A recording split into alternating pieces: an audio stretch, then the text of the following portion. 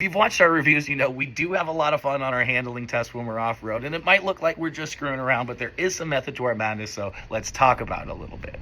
Now, a general theme with our reviews is about finding the happy pace of a set of shocks. If you like to drive slow, you don't want to get beat up. If you like to drive fast, well, you don't want to float around and be all loosey-goosey now, do ya? So we finding the happy pace of a set of shocks really tells you if the shocks are going to be right for you. But that speed means absolutely nothing if you can't steer or stop at those speeds, which is what the handling test is all about.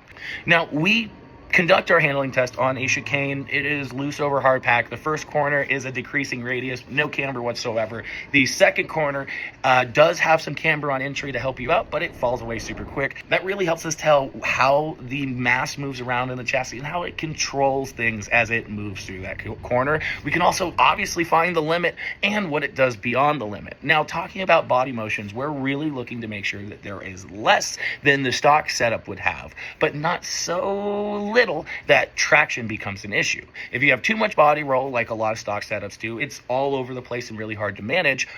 But if you have too tight of a setup, particularly on a loose surface like this, well, if you make a quick move, you're either going to go straight or swap ends. So it is about having enough body motions to load the tires adequately. We also obviously want to know if you can travel at the speed that the shocks are happy at as you enter that corner. Now, we are totally okay with slowing down, but there shouldn't be any sketchy moments when we're entering the corner at those speeds, even if we have to do so on the brakes.